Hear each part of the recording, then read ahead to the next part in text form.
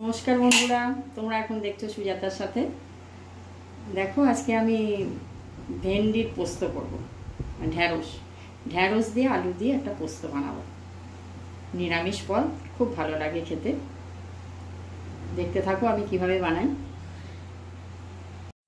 দেখো আমি ঢ্যাঁড়সগুলো কেটে নিয়েছি, দু টুকরো করে নিয়েছি আর একটু সরু সরু করে আলু করে নিয়েছি।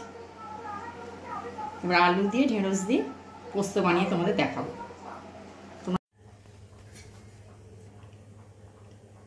বন্ধুরা দেখো আমি সর্ষের তেল দিয়ে দিচ্ছি। প্রথমে ঢ্যাঁড়সগুলো ভেজে নেব, এবার আমি ঢ্যাঁড়সগুলো ছেড়ে দেব।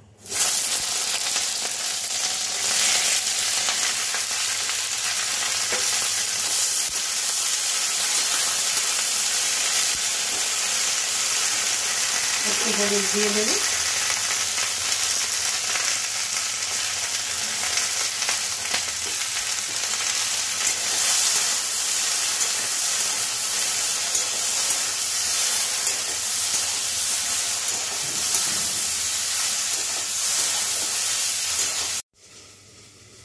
আমি ঢ্যাঁড়স পোস্ত করব, তার জন্য দেখো পোস্ত আর কাঁচা লঙ্কা নিয়ে নিয়েছি।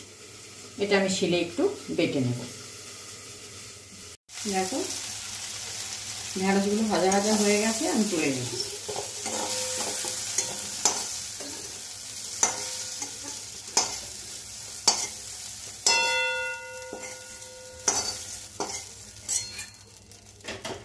আর একটু তেল দেবো, দিয়ে এবার আলুগুলো ভেজে নেব।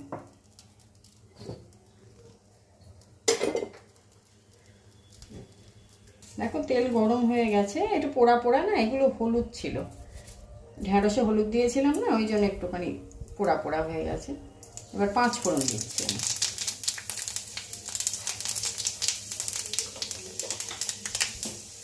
দিয়ে এবার আলুগুলো কেটে রেখেছি সরু সরু করে, আলুগুলো দিয়ে দেবো।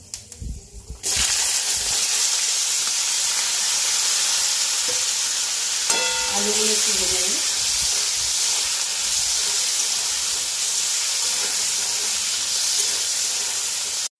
দেখো আলুগুলো প্রায় সেদ্ধ হয়ে এসছে, ভাজাও হয়ে গেছে। এবার ঢ্যাঁড়সগুলো দিয়ে দেবো।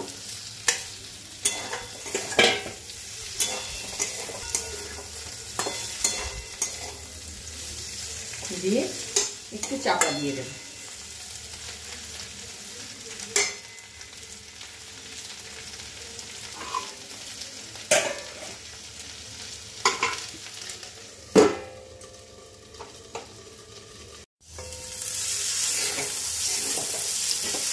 ঢ্যাঁড়স দিয়ে দিয়েছি, সেদ্ধ হয়ে গেছে সব। এবার আমি পোস্ত দিয়ে দিচ্ছি, কাঁচা লঙ্কার পোস্ত বেটে রেখেছিলাম, আমি সেটা দিয়ে দেবো।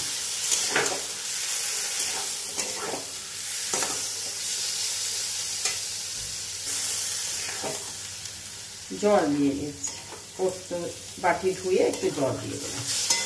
দেখ এবার একটু সামান্য নুন আর মিষ্টি দেবো, তাহলেই হয়ে যায়।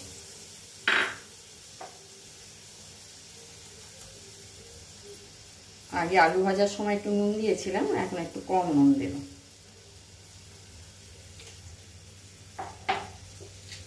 আর একটু চিনি দিচ্ছি।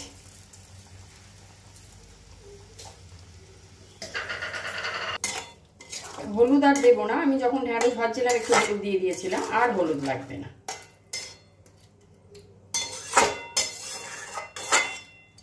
হয়ে গেছে আমার ঢ্যাঁড়স পোস্ত।